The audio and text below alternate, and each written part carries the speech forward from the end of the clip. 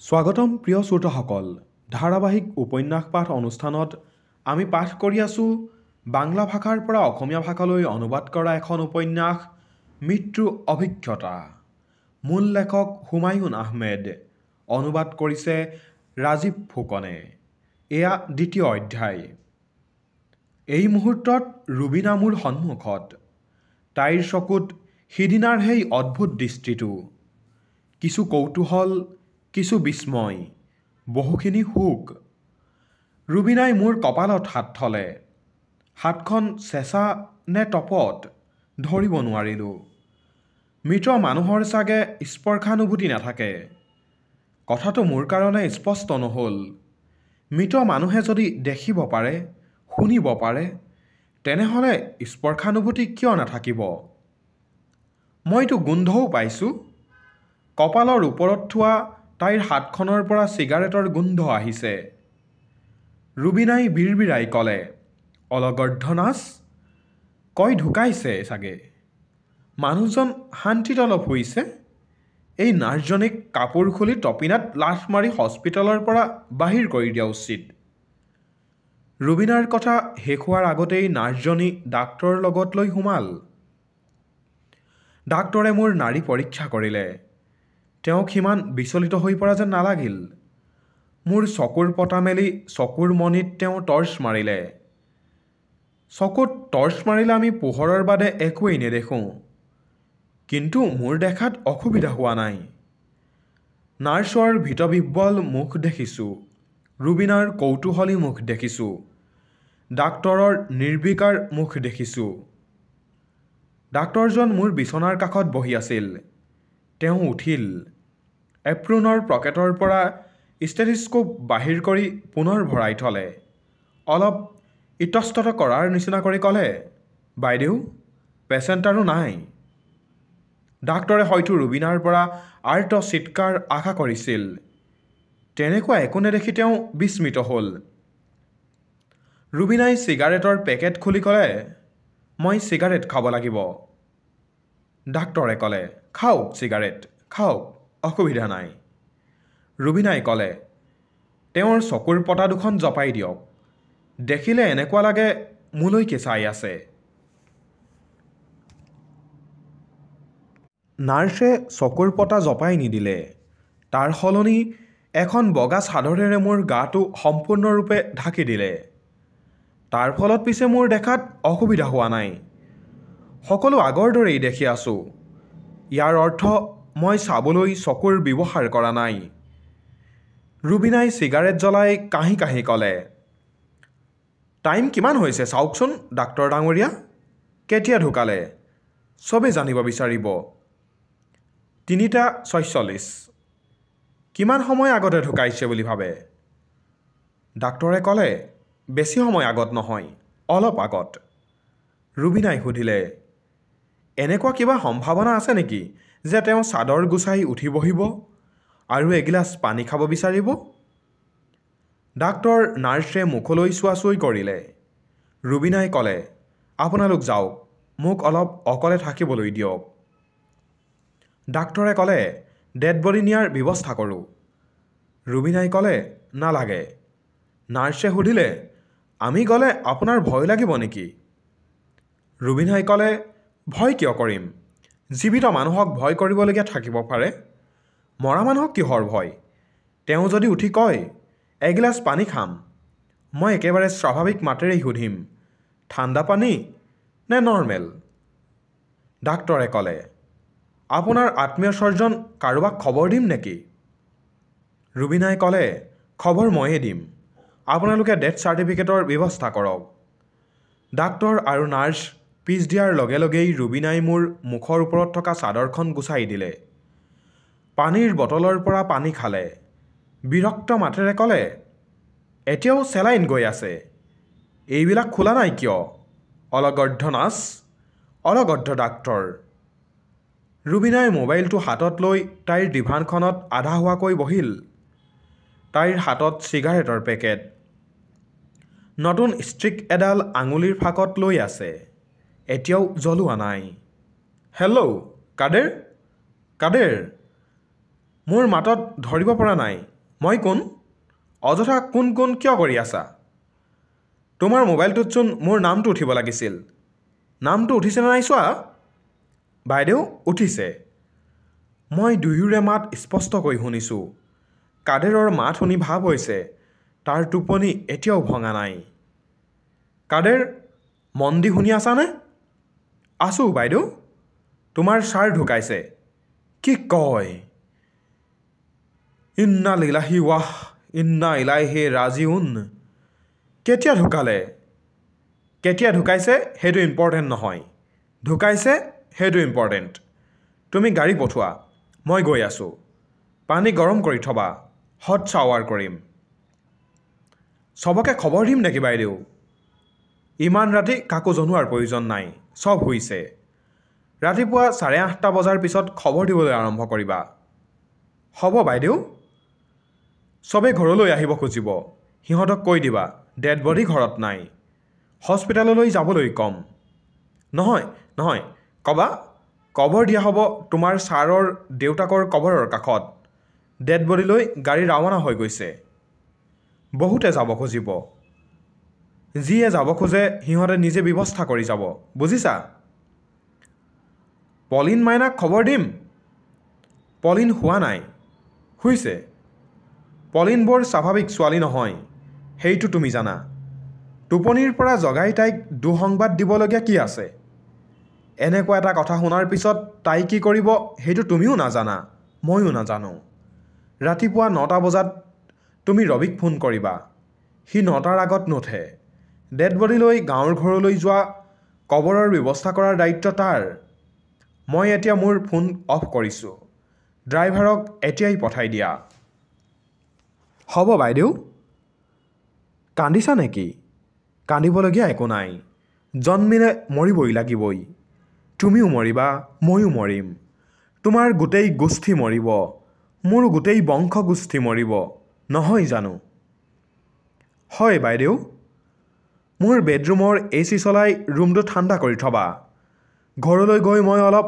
Rest কৰিম হ'ব বাইদেউ ৰুবিনাই সম্পূৰ্ণ নগ্ন হৈ কাপোৰ সলাইছে মই এজন মৃত মানুহ অথচ ভয়ত অস্থিৰ হৈ পৰিছোঁ দৰজাত লক কৰা নাই যিকোনো সময়ত কোনোবা কেবিনলৈ সোমাই আহিব পাৰে মই চকু মুদিবলৈ চেষ্টা কৰিলোঁ চকু মুদা নগ'ল চব মোৰ চকুৰ আগতেই হৈ আছে জীৱিত অৱস্থাত কিবা চাব নোখুজিলে চকু বন্ধ কৰিব পাৰিছিলোঁ এতিয়া সেইটো সম্ভৱ নহয় সকলো চাবলগীয়া হ'ব নেকি কেবিনৰ দুৱাৰ খুলি নাৰ্ছজনী সোমাল বাচি গ'লোঁ ইতিমধ্যে ৰুবিনাৰ কাপোৰ সলোৱা হৈ গৈছিল কাপোৰ সলোৱা কামটো তাই বৰ খৰকৈ কৰিব পাৰে নাৰ্ছে সুধিলে আপুনি যাব ওলাইছে নেকি অঁ ডেড বডি লৈ নাযায় ৰুবিনাই ক'লে নাই আপোনালোকেই ৰাখি দিয়ক নাৰ্ছে হতাশ চাৱনিৰে চালে তাইক হতাশ অৱস্থাতে এৰি ৰুবিনা ওলাই গ'ল মোৰ ক'বলৈ মন গৈছিল চিষ্টাৰ মোৰ পত্নীৰ ব্যৱহাৰত আপুনি বেয়া নাপাব তাই তেনেকুৱাই ডেড বডি তাই পেলাই থৈ নাযায় যথাসময়ত লৈ যাব তাই এতিয়া ঘৰলৈ গৈছে হট শ্বাৱাৰ কৰি অলপ পৰ AC ৰুমত জিৰণি ল'ব তাৰ পিছত সকলো ব্যৱস্থা কৰিব মই ক'ব খুজিছোঁ কিন্তু ক'ব পৰা নাই এইটোতো ঠিক কথা হোৱা নাই মোক কথা শুনাৰ ক্ষমতা দিয়া হৈছে কথা কোৱাৰ ক্ষমতা কিয় নিদিব কেবিনত আৰু দুজন সোমাল ইহঁত ৱাৰ্ড বয় বা তেনেকুৱা হাতৰ কেনুলাৰ পৰা পাইপ উলিয়ালে বেডখন টানি লৈ গ'ল কলৈ লৈ গৈছে কোনে জানে মই বৰ অস্থিৰ বোধ কৰিলোঁ বেডৰ লগে লগে ময়ো যামনে নে মই এই কোঠাটোতে থাকি যাব লাগিব মোৰ পৃথক কোনো শৰীৰ থকা হ'লে বা হাত ভৰি থকা হ'লে মোৰ ডেড বডিটো যলৈকে নিছে খোজ কাঢ়ি কাঢ়ি তালৈকে গুচি গ'লোহেঁতেন মোৰতো শৰীৰ নাই যি আছে সেয়া খুব সম্ভৱ চেতনা জানো এঠাইৰ পৰা আন এঠাইলৈ যাব পাৰে নে মোৰ চেতনা এই কোঠাটোতে সীমাবন্দী ইয়াতে যি হ'ব কেৱল সেয়াহে মই জানিব পাৰিম বাহিৰৰ একো গম নাপাম এইটোতো ঠিক কথা নহয়, ভেৰি আনফেয়াৰ। যি ভয় কৰিছিলোঁ তাকেই হ'ল। মই কেবিনৰ ভিতৰতে আবদ্ধ হৈ ৰ'লোঁ।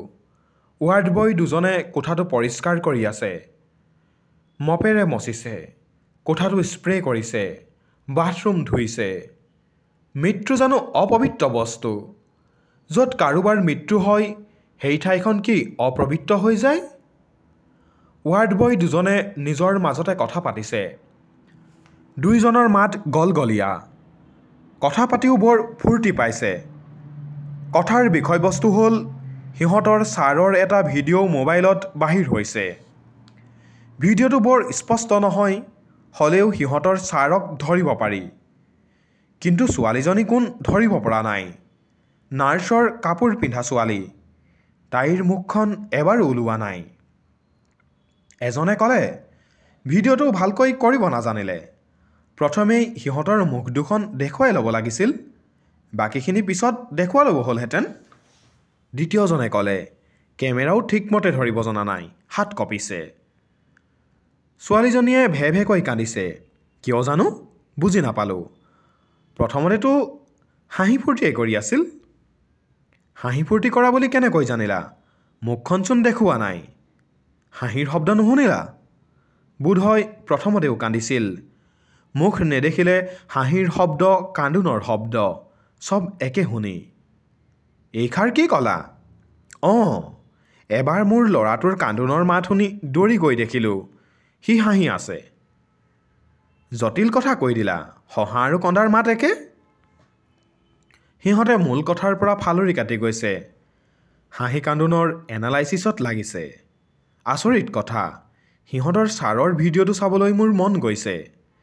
ভিডিঅ'টো চাই ছোৱালীজনীয়ে হাঁহিছে নে কান্দিছে সেইটো জানিবলৈ মন। মৃত্যুৰ পিছতো যৌন স্পৃহা থাকি যায় নেকি? নিশ্চয় থাকে। নথকা হ'লে মোৰ অশ্লীল ভিডিঅ' চোৱাৰ আগ্ৰহ নাজাগিলহেঁতেন। কোনো গৱেষণাতে মৃত্যুৰ পিছৰ যৌন স্পৃহাৰ বিষয়টো গ্ৰহণ কৰা হোৱা নাই। পুৰুষে নাৰীৰ প্ৰতি শাৰীৰিক আকৰ্ষণ অনুভৱ কৰে। তাৰ কাৰণ প্ৰকৃতিয়ে বিচাৰে মানৱ জাতিৰ অস্তিত্ব তিষ্ঠি থাকক, সিহঁতে বংশ বিস্তাৰ কৰক। এগৰাকী মৃত পুৰুষে এগৰাকী মৃত নাৰীৰ প্ৰতি যৌন আকৰ্ষণ অনুভৱ নকৰে, কাৰণ সিহঁতে বংশ বিস্তাৰ কৰাৰ কথা নাহে। শৰীৰেই য'ত নাই, বংশ বিস্তাৰ বহু পিছৰ কথা। ৱাৰ্ড বয় দুজন গুচি গ'ল। মই কেবিনত বন্দী হৈ পৰি থাকিলোঁ। মোৰ শৰীৰটো ক'ত নাজানো। ৰুবিনাই ক'ত কি কৰিছে তাকো নাজানো। মৃত্যুৰ পিছত একেবাৰে অচিনাকি এখন জগতত মই সোমাই পৰিছোঁ। প্ৰথম বিদেশ ভ্ৰমণৰ সৈতে ইয়াৰ কিছু মিল আছে। বিদেশতো ঘৰ দুৱাৰ আছে, মানুহ দুনুহ আছে। কিন্তু চবেই অলপ বেলেগ। সিহঁতৰ ভাষা বেলেগ, নীতি নিয়ম বেলেগ, ৰাস্তা ঘাট সকলো বেলেগ। বিদেশ ভ্ৰমণত এজন গাইডৰ খুবেই প্ৰয়োজন, যিয়ে সকলো চিনাই দিয়ে, ৰাস্তা ঘাট চিনাই দিয়ে, চাবলগীয়া ঠাইবোৰ দেখুৱাই দিয়ে। মৃত্যুৰ পিছতো আমাক এজন গাইডৰ প্ৰয়োজন। মই জনামতে মৃত্যুৰ সময়ত মৃত আত্মীয় স্বজনে চাৰিওফালে ভিৰ কৰে। তেওঁলোকৰ মূল চেষ্টা অপৰিচিত জগতখনলৈ মৃতকৰ যাত্ৰা সহজ কৰি তোলা। মোৰ আটাইতকৈ সৰু পেহীদেউজনী কেঞ্চাৰত ঢুকাইছিল। প্ৰচণ্ড বিষত দিনে ৰাতি জন্তুৰ দৰে চিঞৰিছিল। বিষ কমোৱা কোনো ঔষধে তেওঁক কাম দিয়া নাছিল। তেওঁৰ যন্ত্ৰণা বৰ্ণনাতীত। মৃত্যুৰ এঘণ্টামান আগতে হঠাৎ তেওঁৰ সকলো বিষ যন্ত্ৰণা নাইকিয়া হৈ গ'ল। তেওঁৰ মুখখন আনন্দত উজলি উঠিল। মই আৰু ডাঙৰ মামা তেতিয়া তেওঁৰ ৰুমত। পেহীদেউৱে ডাঙৰ মামাৰ পিনে চাই ক'লে, মোৰ চিঞৰ বাখৰত অতিষ্ঠ হৈ সকলোৱে মোক এৰি গৈছে। কোনেও মোৰ ৰুমত সোমাব নোখোজে। কেৱল আপুনি দিনৰ পিছত দিন আহিছে, ঘণ্টাৰ পিছত ঘণ্টা বহি আছে। মোৰ কষ্ট দেখি চকু পানী টুকিছে। আপোনাৰ লগত এই পাগলটো আহিছে। পাগল, যা, দৌৰি গৈ মোলৈ এটা বৰফ লৈ আহ, ৰঙা ৰঙৰ আনিবি। সৰু পেহীদেৱে সৰুৰে পৰা মোক পাগল বুলিয়েই মাতে। ৰঙা ৰঙৰ বৰফ কিনি আনি দেখিলোঁ পৰিস্থিতি সম্পূৰ্ণ বেলেগ। মানুহেৰে ঘৰ ভৰি পৰিছে। কোনোবা এজনে ডাঙৰ ডাঙৰকৈ কালেমা পাঠ কৰিছে। সৰু পেহীদেউ বাওঁফালে কাটি হৈ শুই আছে। তেওঁ বিস্ফোৰিত চকুৰে ইপিনে সিপিনে চাইছে। হঠাতে বিস্ময়ত অভিভূত হৈ পৰাৰ দৰে ক'লে, মা আহিছে, মোক নিবলৈ মা আহিছে। কালেমা পাঠ বন্ধ হ'ল। সকলোৰে দৃষ্টি পেহীদেউৰ ওপৰত। পেহীদেউৱে এফালে চাই জানিব খুজিলে, মা, আপুনি অকলে আহিছে আৰু কোনো অহা নাই? পেহীদেউৰ মৃত মাক হয়তো উত্তৰ দিলে। আমি সেই উত্তৰ শুনা নাপালোঁ। পেহীদেউৱে ক'লে, অঁ দেখিছোঁ, এতিয়া চবকে দেখিছোঁ। অঁ মা, এওঁলোকক চালাম দিবলৈ পাহৰি গৈছিলোঁ। হঠাৎ পেহীদেউৱে আতংকিত মাতেৰে ক'লে, মা, এই ছোৱালীজনী কোন? মোৰ ভয় লাগিছে। মোৰ ভয় লাগিছে মা, এইজনী কোন? ডাঙৰ মামাই ক'লে, তেওঁক কাবা শ্বৰীফৰ পিনে মুখ কৰাই শুৱাই দিয়ক। চবে কালেমা পাঠ কৰক। সৰু পেহীদেউক নিবলৈ চব আহিছিল। তেওঁৰ অপৰিচিত মহিলা এগৰাকীও আহিছিল। মোক নিবলৈ কোনো নাহিল। মৃতকক পথ দেখুৱাই নিবলৈ হয়তো কোনো নাহে। সকলো অসুস্থ মানুহৰ মনৰ কল্পনা। মই কেবিনৰ মজিয়াত 3টা পঁইতাচোৰাৰ বাদে আন কাকো নেদেখিলোঁ। এটাৰ গাৰ ৰং কুৎসিত বগা। ৰুবিনাই সেই পঁইতাচোৰাটো দেখা হ'লে জঁপিয়াই বিচনাত উঠিলহেঁতেন। তাইৰ মতে পৃথিৱীৰ আটাইতকৈ কুৎসিত, আটাইতকৈ লেতেৰা, আটাইতকৈ জঘন্য, আটাইতকৈ ভয়ংকৰ প্ৰাণীটোৰ নামেই পঁইতাচোৰা। ৰুবিনাৰ ধাৰণা, মৃত্যুৰ পিছত তাই নিশ্চিত ৰূপে নৰকলৈ যাব। তাই নৰকত জুই নাথাকিব, কিলবিলাই থাকিব অসংখ্য পঁইতাচোৰা। তাৰ মাজৰ কিছুমান থাকিব বগা ৰঙৰ। এই পঁইতাচোৰাবোৰে তাইৰ গা বগাই ফুৰিব। মজিয়াৰ পঁইতাচোৰাবোৰলৈ চাই থাকোঁতেই হঠাৎ দেখিলোঁ মই বাৰান্দাত আহি উপস্থিত হৈছোঁ। দীঘল বাৰান্দাখন মোৰ চকুৰ সন্মুখত। কেবিনৰ পৰা কেনেকৈ ওলাই আহি বাৰান্দা পালোহি সেয়া ধৰিব নোৱাৰিলোঁ। বাৰান্দাখন উকা। পুলিচ অফিচাৰ এজনক দেখিছোঁ। তেওঁৰ হাতত ৱাকি-টকি। তেওঁ মোৰ ডাক্তৰজনৰ সৈতে কথা পাতি পাতি এইপিনেই আহি আছে। আচৰিত কথা, পুলিচ অফিচাৰজনে মোৰ কথাকে কৈ আছে। ধন্যবাদ প্ৰিয় শ্ৰোতাসকল। 2য় অধ্যায় ইমানতে সমাপ্তি হৈছে। মূল বাংলা ভাষাৰ উপন্যাসখনৰ 3য় অধ্যায় শুনিবলৈ পাব পৰৱৰ্তী খণ্ডত।